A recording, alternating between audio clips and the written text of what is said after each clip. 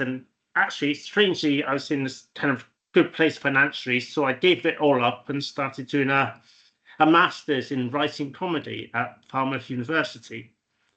And yes, and it's been going all right. It's all quite interesting. I find that I don't really like soap operas as much, sitcoms as much as I thought I might do, but yeah, it's all interesting. And anyway, we're now at this point where I'm doing an assignment where I have to look into a particular part of the comedy writing industry and see if it's, ask myself if it's viable as an options and things like that, explore the possibilities there. And I'm supposed to follow this up with someone in the industry. Okay. And like I say, in many ways, a lot of this is more aimed towards people like more towards the broadcasting side, production side of that, I guess. But like I said, I was at a comedy conference earlier this year, and one of the agents there mentioned that there was good money to be made by writing material for other comics, for gigs that they didn't have time to write. Yes. And then I bought your book, which is excellent. And I noticed that this is something that and looked into yourself a bit more. And this is obviously an area that you've had some work in and done some success. And here we are.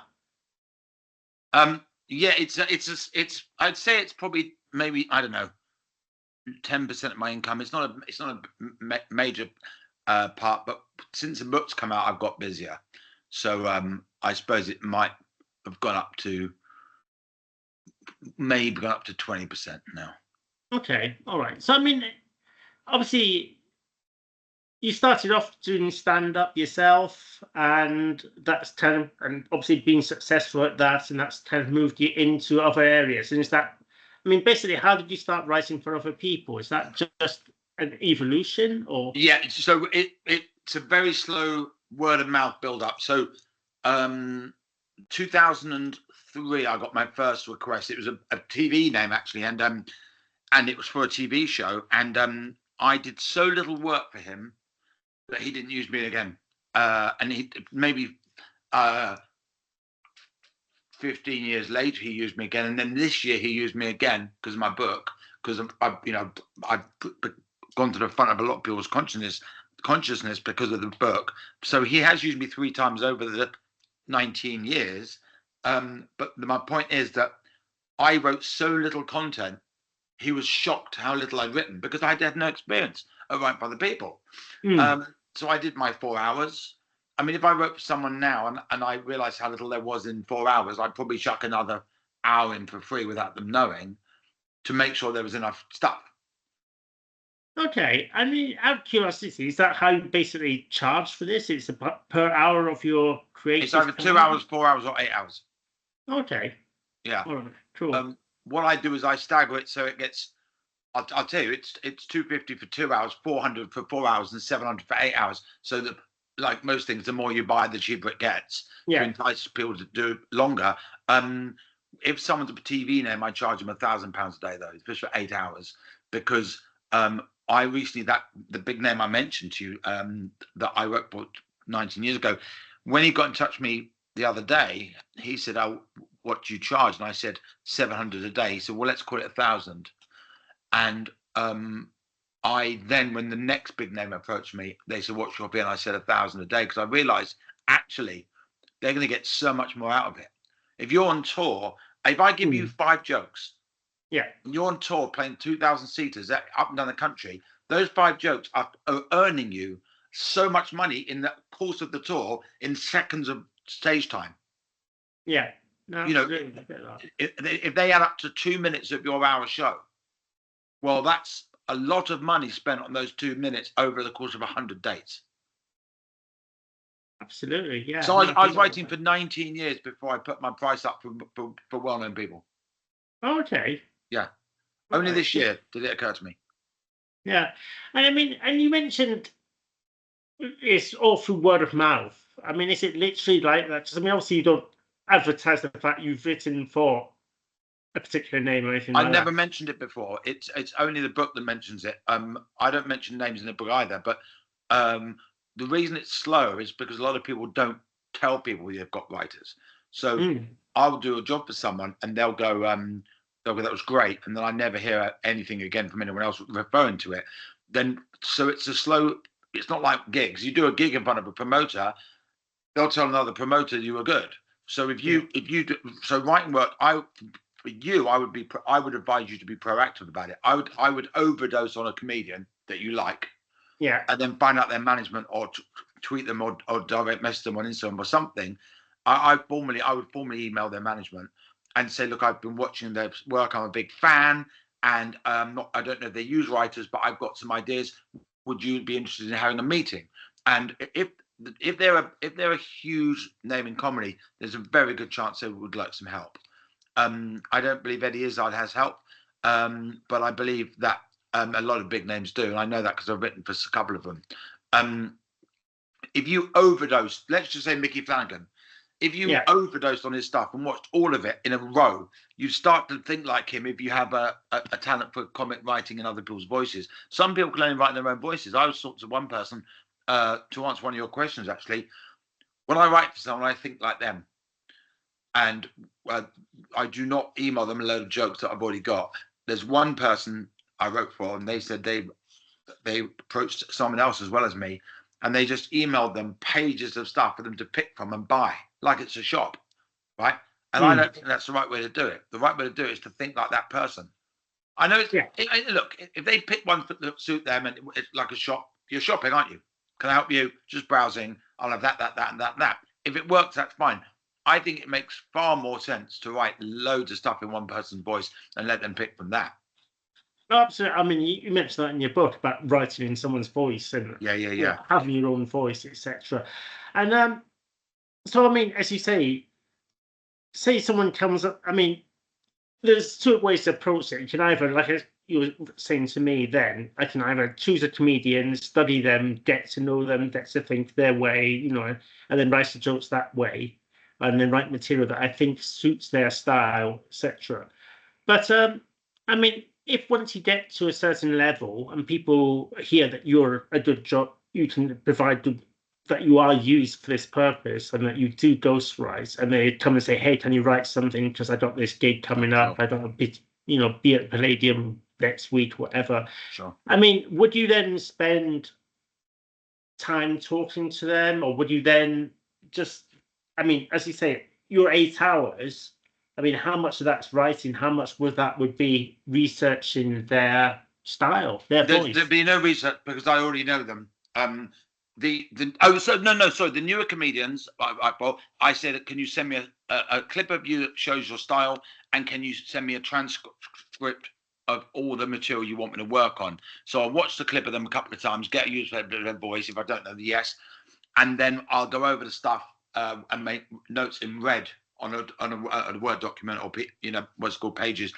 This is the important thing, and I'm giving you a fast track here that took me 10 years to work out. Yeah, I do half the work on my own and the other half with them on Zoom. I used to do it face to face with them, but I found out Zoom's better. Lockdown taught me that Zoom's actually better. You're looking down the barrel and there's no distractions. You don't sit with a cup of tea. You get the tea beforehand and you work straight down the barrel. They might have a loo break. I wouldn't have one myself. I make sure I don't need a wee when I start, and therefore I'm all theirs. But they might need a wee break, whatever. And then you just stay, just watch the screen until they come back. They mute themselves or whatever. But the half and half. So if they book you for, I wouldn't put yourself out for 2 hours. I'd say 4 or 8. My 2 hours is just so people make sure they were a bit wide about it not working out. I give them a trial, and then if it goes up to 4, I give them the new price at 4. So I don't go 250 twice, 500. If they do a second lot of 2 hours, they only owe me 400. So getting cheaper the more you buy, that option's always open. So you can have 2 hours for 250, and if you want to do another 2 more hours, it comes up to £400, because I want people to come in. So the 2 hours, if they're not big earners and they don't want to risk £400 or something, it's not going to work. I offer them 2 hours for 250. That's extendable. But the half and half thing, the reason it's good is if I spend 2 hours going over your stuff, and then we do a Zoom link meeting with a screen share, and that the person can bring their stuff up. What we do is we go over my stuff that I've written for you, and we bounce it around, so you're involved again. So if you write something that's 100% your voice, and I add to it, and it maybe slightly waters down because it's not all you, it's starting to become a bit me. When we bounce it around again, you can have influence and we bring it back, and that's how I found. It took me, as I say, at least 10 years to come out with that formula, and it really works. Half on my own, half together, and also that gives them a chance to put their for their ego to be okay, because rather than going, Adam wrote this, they're like, no, we wrote this together, because Adam wrote the topper, I wrote the original bit, and then I wrote a topper to Adam's topper. So you don't want a comedian feeling that they've cheated, because then they might not use you again because they feel it's not a good process. But if they have their input in it, then it keeps it in their voice, keeps them involved. Okay, so it almost becomes like a workshop type experience. Yes, very much a workshop. Very much. Okay. But doing it in 2 stages, what's nice, well, you don't want to spend 8 hours in a room with someone. Trust me. No, that can be, that can see your head in. And I mean, do you ever go through a process with them where, like I say, you've written something or you think some material really will work very well, and they just say, nah, it's not going to work? I mean, do you sit there and then persuade them or try and push it, or do you just say, no, cross it off? I had a row with someone once, and he eventually said, can I just remind you that this is my material? Like, you can't make me do it. But I'm so passionate. We pretty much fell out over a joke. It's only happened once, but I was so passionate. Well, he went, look, I don't want to do it. And you asked me another question: if I ever written something and wished I'd had it for myself. Strangely, that's only happened twice. And the second time was the person I had the row with. Actually, one Christmas, I gave him a Christmas card with 4 jokes that I'd written for him as a present. Okay. Quite cute, right? Yeah. And he'd used me for a sitcom and stand-up, so I got a lot of writing work out of him that year. And the Christmas card had 4 jokes in it, and one of them I loved passionately. And I said to him the other day, like, this is like 2 years later, I said, did you ever get around to doing that joke about the cornflakes? And he went, no, I didn't. And I went, can I have it? And he went, well, no, I'm thinking of using it.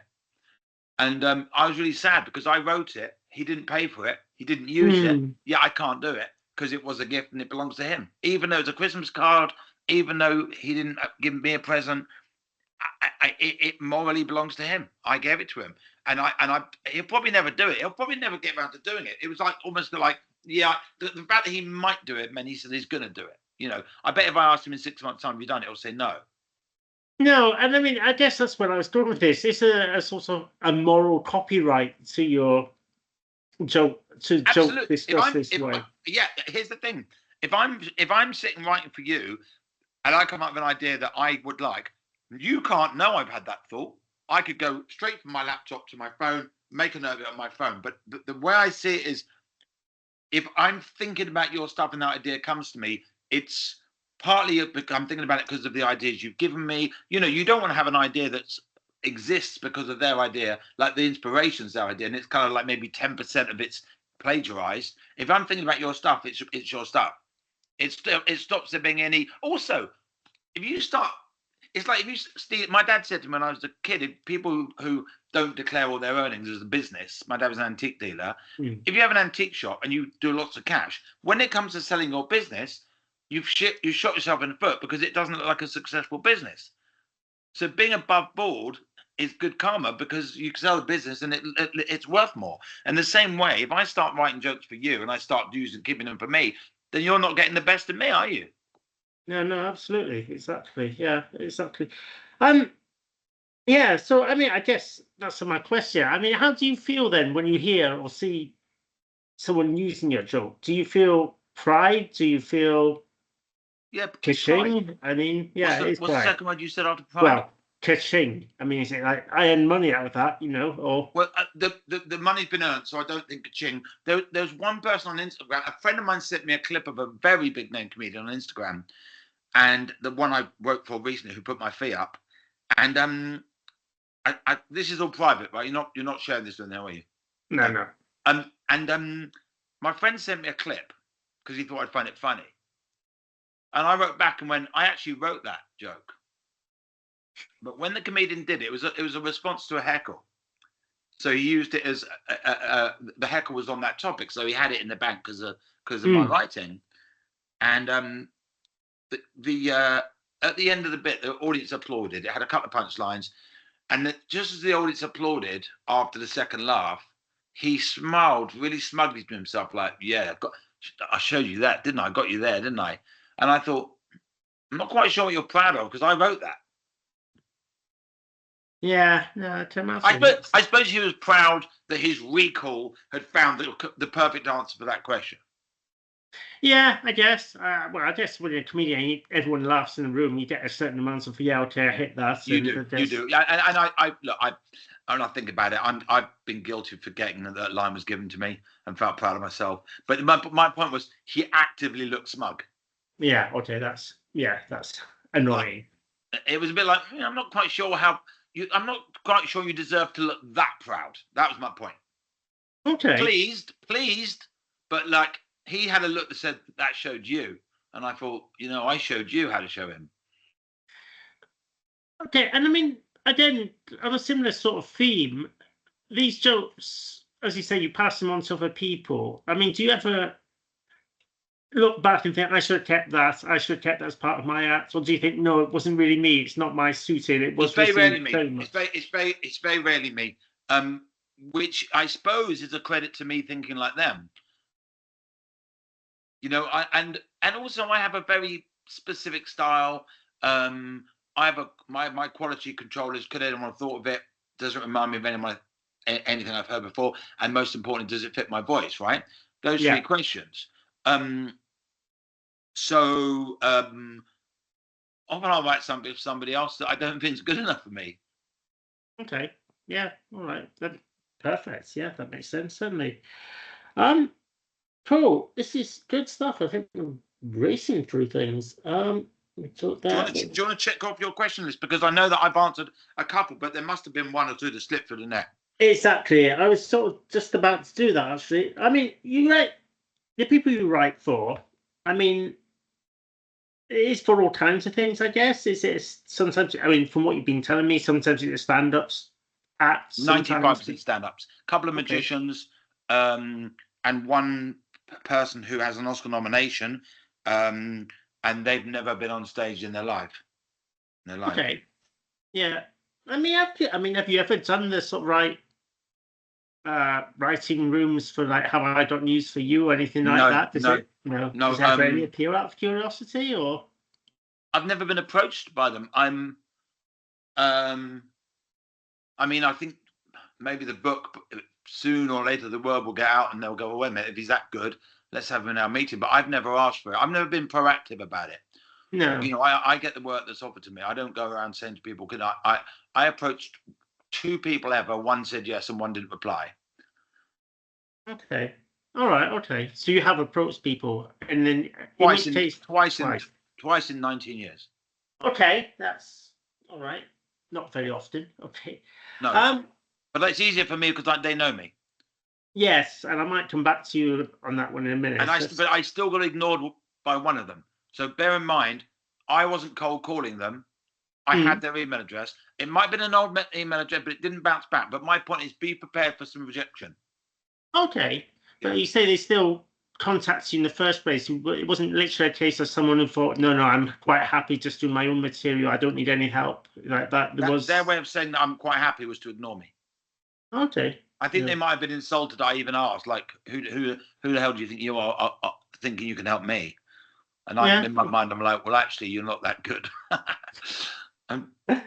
Well, ego's a terrible thing. Hmm. Right. It's on that. Would you? Yeah. I mean, it's on the.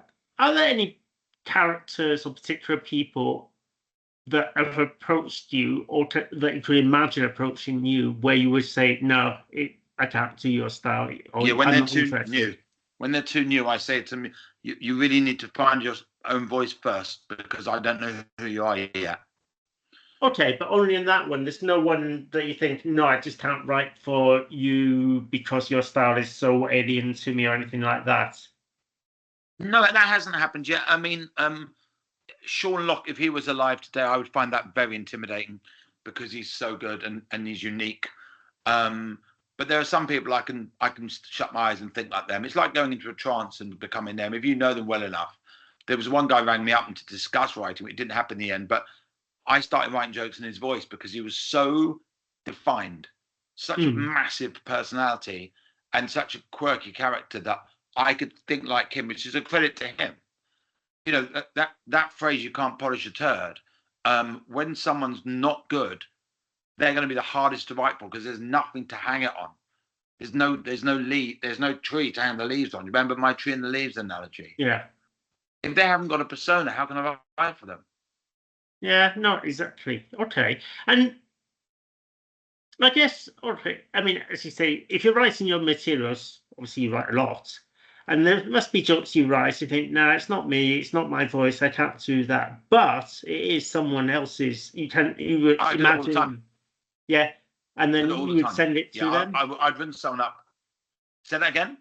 And would you send that joke to that particular person and say, hey, maybe you should do this? As a gift, yes. As a gift, I would text it to them and say, I thought of an idea. Do you want it? And they'll often say, yes, thank you. In fact, the person I said who got in touch with me recently because of my book, actually, a week before I was writing for him, I sent him a text saying, I've just thought of a joke and I made me laugh out loud. Do you want this? He wrote back and went, yes. I said, it's a gift. He went, yes, I'd love it. Thank you very much. Then texted me and said, I tried it and it really worked. He said, actually, I was going to get in touch with you. Do you want to do 3 days right for me? Now, it didn't hurt to send him that text, did it? Because he might have been considering getting in touch with me, but he certainly didn't get in touch with me any time before that I sent that text. So very good putting yourself in people's consciousness. But I wasn't trying to get a writing job out of it. I was genuinely going, this suits you down to the ground. So plenty of people here and there. And people are giving me toppers. Like I said, when I've completely forgotten someone gave me a topper to a joke. I would say I probably just handed away a couple of hundred toppers over the years. When I'm at the back of the room, I guess where a joke's going. This is a good way to do it, by the way. Good tip. Yeah. Go and see someone in concert on the early days of a tour and then record it audio stuff discreetly. And then as you're watching it, guess where jokes are going. And if there's a joke that goes a different way, you can either suggest a rewording of it or a topic that both fit together. Because if your line and their line can exist together, you can go set up punchline, then your punchline.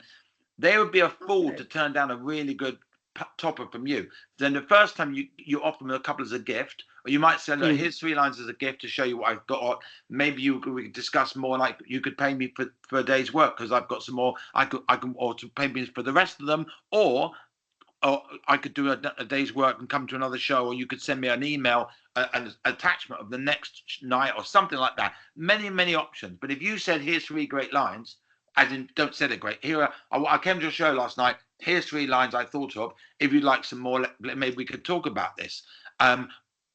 Most people would be very interested if it was very good stuff. Okay, and I mean, look, well, let's get to that point. I mean, if you're like an aspiring writer and you think there's an opportunities here, that's how you sort of recommend doing this. Is yes, or one of the paths to do it is to like go to a work in progress tour show or something. Work in progress is the best time. Yes, work in progress is the best time to go. Good point. You don't want to see someone at the end of a tour. Then again, at the end of a tour, they're still going to make a DVD of it at a later date, possibly. Or they maybe already made it, but a work in progress would be the best time, yeah. And also, that's before they get to know the material well, because they might not want your alternative punchline, because they're used to saying their one. Imagine saying your postcode differently. Imagine saying the last 3 letters of your postcode differently. It'd be weird, wouldn't it? Yeah, it would be. Yeah. So I as of 6 months ago, I live in the same street I used to live in. So I have the same beginning postcode as the last 3. It's very easy to say the wrong ending. But the rhythm goes, yeah. So the point is, if you get it early before they've fallen in love with it as a routine, that's the best time. And also then they can hone it in more and more. But yeah, I would say that be prepared for some rejection. Do your homework first. Pick a comedian. Watch all their specials. Go on YouTube and watch, or Netflix and watch. Let's say it's Jim Jeffries. Watch 5 hours of his stuff, and you'll get to see his rhythm. You'll get to see his cadence. And you'll start to think in that. But I remember watching Eddie Izzard when I was a venue comedian. And I got in a friend's car, and I started doing a Izzard routine about the windscreen going up and down, and it was actually probably one of the most astute things I've ever done. I started to think like Izzard without everything else that's around me. I got his kind of formula, and I would like to hear a recording of what I said. But I remember at the time thinking, this sounds pretty good. What I didn't realize at the time was how advanced what I was doing was. I've been a comedian for 9 months, 10 months, or whatever, less than a year, and I was becoming somebody else and doing stuff in their voice. I don't think I could do that now. I mean, as instantly as that. I think I had a moment of like that beginner's genius moment, you know, kind of beginner's luck, kind of burst of new energy. I mean, you know, all I know is I watched an hour of Eddie Izzard and came away being Eddie Izzard. And you know, you watch a Mickey Flanagan DVD, you'll get his rhythm. You'll start to understand how he thinks. You know, you can't write a great joke in anyone's voice immediately. Of course not. But you can certainly pick somebody who you connect with, and then write some stuff in their voice. Oh, yeah, no, exactly. I get that. Just learn them and just start thinking their way, and start thinking their way. And also, another thing is, oh my God, the thought's gone. Oh yeah, you can start discussing buying per joke. You can sell per joke. When someone pays you to work for 8 hours, they're trusting that you're. As I say, that person, when I just turned up with a few lines, they went, "Is that it?" I was like, "Yeah, you said I'll pay for as much or as little as you write." And he's like, "Yeah, I did, but I was expecting more than that." You know, I was so new. I just thought, there you go. There's your 6 jokes for 8 hours of my time. It's like, wow, you wrote. You know, in 8 hours, I'd write 40 jokes now. So I've got 6 lines. And as I say, if I get to that 4-hour spot and I don't think I've got written enough, I'll chuck an extra hour in. They're not going to know. I mean, you could do 16 hours for your first 8 hours work, and they'll go, "This guy's a genius. Look how much he's churned out." Just bear one thing in mind: they'll expect something around next time. Yeah. You can wean them off gradually. Just wean them gradually to do 16, 15, and then the last time you do 8 hours, they won't notice, right? But it's lucrative. I mean, to make £1,000 in a day with no travel expense, you're at your laptop and you can do it in your own time. That day can be over 2 days. Ask him, when do you want it by? He'll go up end of the week. So I do 3 days. Not 3 days running. I'll do a little bit that day, a little bit 4 hours there. You do it when you want to do it. If there's a deadline, you do it in 1 day, of course. But if they go, let's do a trial 1 day's work. When do you need it by? Oh, next week. You can do an hour here, an hour there. Whenever you're feeling inspired, if you get writer's block, you'd stop. Yeah, isn't that great? Absolutely.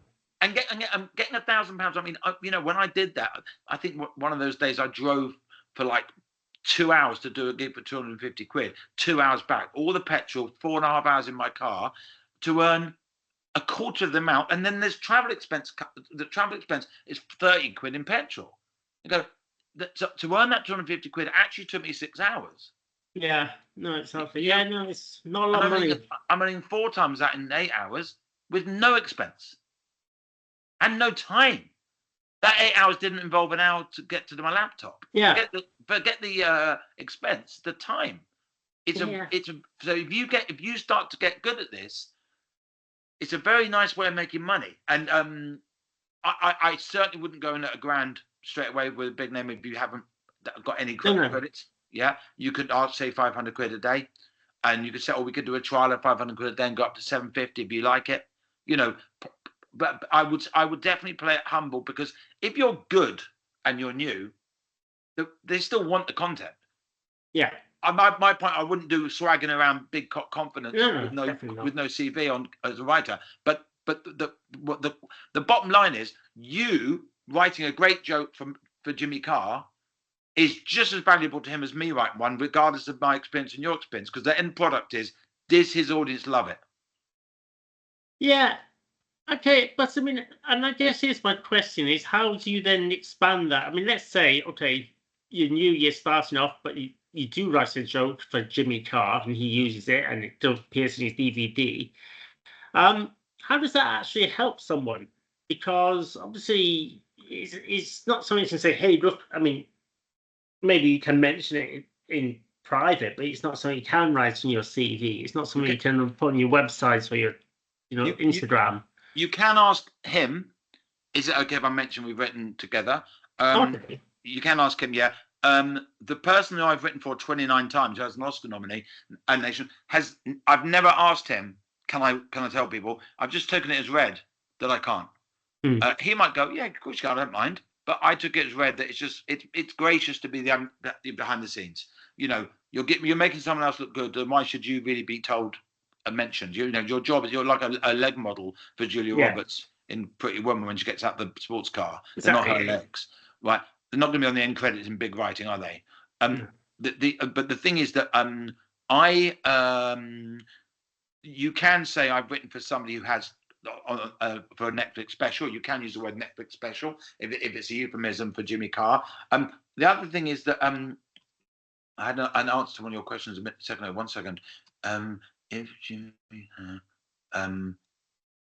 talk about so you can say to somebody, I never disclose who I write for, which is good because they'll think that's good because he won't do it to me, right? So that's a nice loyalty you're showing.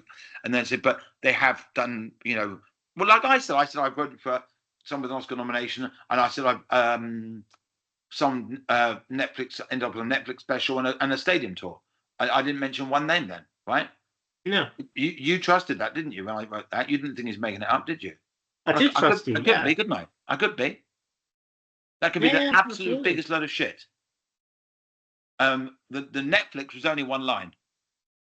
I didn't say I've written loads of material. I said I've had material that's ended up in a Netflix special. It was one line, but it's true. It was material for my, you know, that's I mean, is that exaggerating the truth? Not really, is it?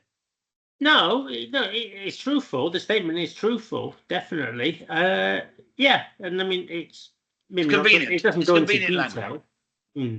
Yeah. What kind of detail did you say? It just lacks the detail that some people might look for. I mean, it's different word. If I was done for a job interview, I sort of said, "Well, yeah, I've done this." I guess it's all right. I guess it is because it exaggerates. I'm not going to say I have one joke made a Netflix special, am I? No, exactly. So you're allowed to exaggerate. That's always everyone does that in their CVs, etc. So yeah, that makes sense. Yeah. It's not even exaggerating, is it? It's just using had material, which one joke is material. It's just it's presenting it in the best way possible. Exactly. Yeah. Just disclosing the good bits. But you can say to somebody, I don't disclose who I write for, but the last person I wrote for went on to use my material in a Netflix special, and that's you know I think they will believe you. I think they'll believe you. Yeah, cool. Yeah, and you know, as it is now, so you know, I'm fresh out of the university course, blah blah blah. What are you doing a masters? Yeah. And who's your teacher?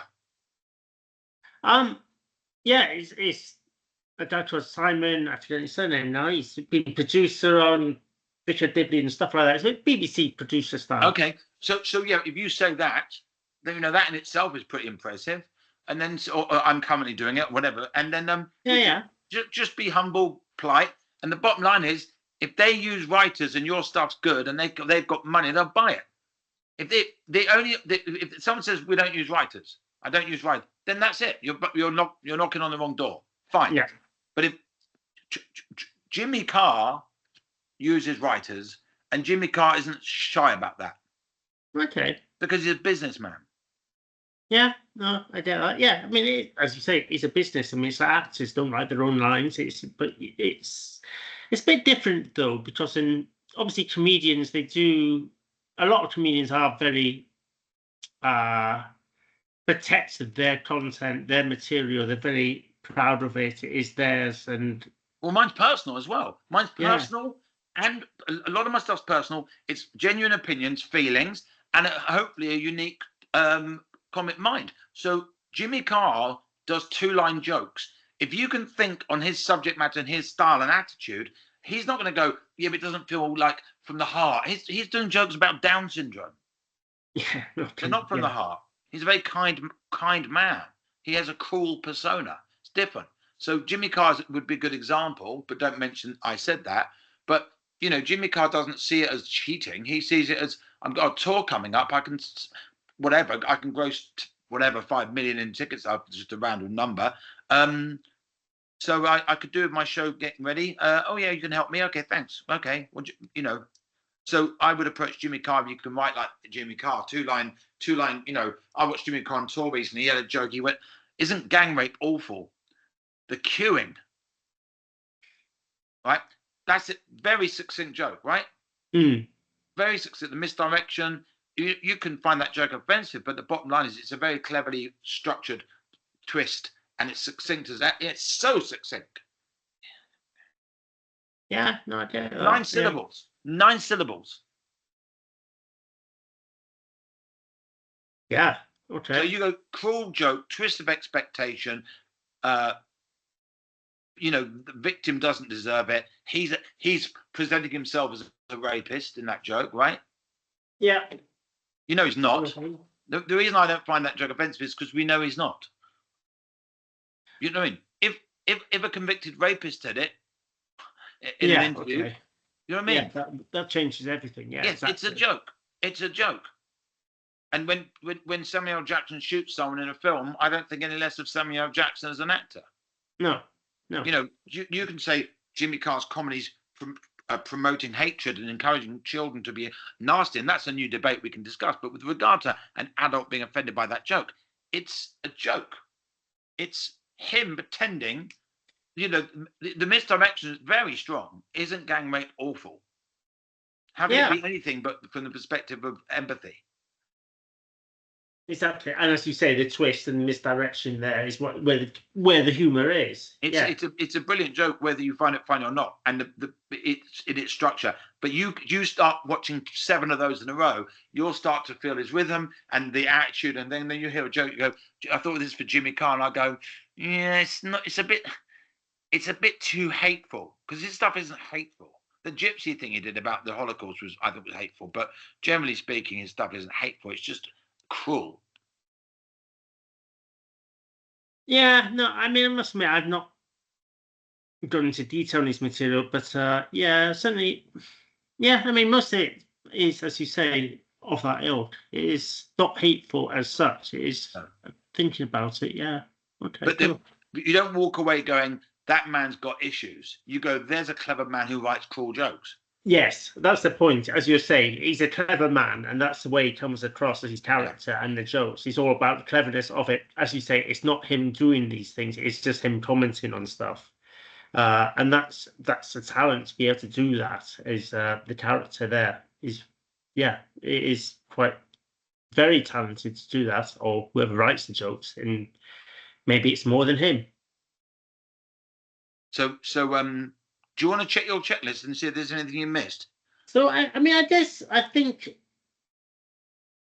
the ones, well, I had this sort of like, we talked about jokes being declined, ownership of jokes, speaking in person before we've already done, stand up for panel shows. There's this sort of catch-all question. So, any other pitfalls about doing this? I think we probably drifted through most of that already. And okay. I think, unless you can think, I mean, I guess my question is, are there some people who come back to you regularly? I mean, or are they sort of is it sort of special occasions, or are there some people who would come to you like every month, or do they like, is it done on, I've got a tour coming up and it's time for some help, or how? 3 regularly, although one of them stopped coming. I think he's found, he used to come to when he was finding his boy. He had created a new character, and I think now the character's flying and he doesn't need help. But the 29 projects is regular, isn't it? That's pretty regular. I probably haven't gone a year without working for him in the last, I don't know, God, 20 years. Let me think about this. 2007. So what's that? God Almighty. I can't even work out. 24. 17 years. So yeah. Right. So 17 years. I haven't gone more than a year without working for him. And the other one, the one that I got the Christmas card for, probably worked for him 25 times. Yeah, but I mean, it's all affected. I mean, it's like, I don't know, in my previous life, I mean, it's like contract work. It's not regular. it's not like you can bank on this being a part of your income for next year. I mean, you couldn't say you're going to make X amount of money from this year, from writing jokes next year for dust writing. Me personally, well, no, I can say there'll be, yes, there'll be there's a guaranteed flow of a certain amount of people per year pre-book. But I could, you know, if I did my writing, but my stand-up goes like that. My stand-up income goes like that. I just trust that the universe provides, and every year a combination of all the things I do will add up to an okay living. That's how it works. But I won't go more than a month without someone else me to write for them.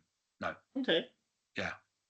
But the reason it's been a slow build up is people don't generally keep it to themselves. But once you get, like, there's three people. There's Nick Doody, Stephen Grant, there's me, are known as the kind of go-to people when you want some writing done. So there are loads of people who do a bit, but I think we're the three. Like if you go like Burger King, KFC, and McDonald's, I think we're the ones most known. If you go in an industry, you go, there's loads of places that sell, you know, things, but I think we're the three. As far as I know, they're the two names I come up. People say to me, I went to them and now I'm coming to you, or vice versa. Someone says, oh, so-and-so said he'd been working with you and now he's working with me, which is often a sign they're not happy with what they got. If they moved to someone else, chances are they weren't happy. And does that feel like your competition in these guys, or do you not feel like it's a competitive business? I mean, there's plenty of room. I don't see it as competition because my writing work's a sideline to what I already do.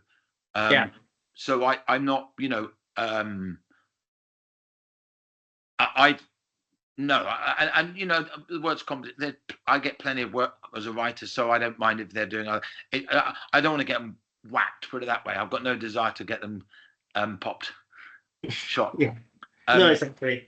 No, I'm just happy. I'm happy they're working too. But I'm definitely. I don't think anyone's written for 50 people, and now the books I've written for like 70 now.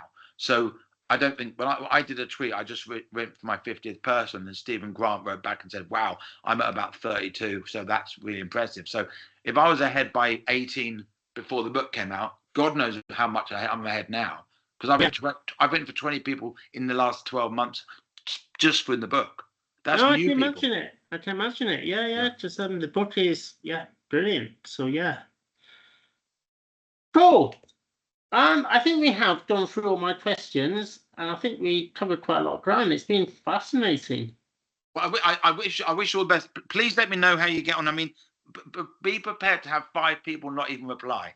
Okay. Oh, absolutely. Yeah. No, I mean, that's the nature of writing and being creative. Is that there's a lot of rejections on the way. But look up people's management. It's you can find people's management. They'll often, you know, people's websites might have mentions of management. You can Google, you know, you can go who manages Mickey Flanagan. You can find that out. And worst case scenario, you can contact them directly on Instagram. You're on Instagram? Oh, you followed me the other day, didn't you? I followed you back. You did. But and overdose. Offer an idea free. But I've never cold called, so it's a new thing for me to talk about. But if you got the goods and if you got the goods and they need the goods, there's no reason why they won't use you. You don't need a CV. The joke in itself is the CV. Yeah, absolutely. Cool. Perfect. Okay. Really appreciate your time. Much appreciated. It's a lovely book, and thank you very much indeed. Take care. You too. Take care. Bye-bye. Thanks a lot. Bye.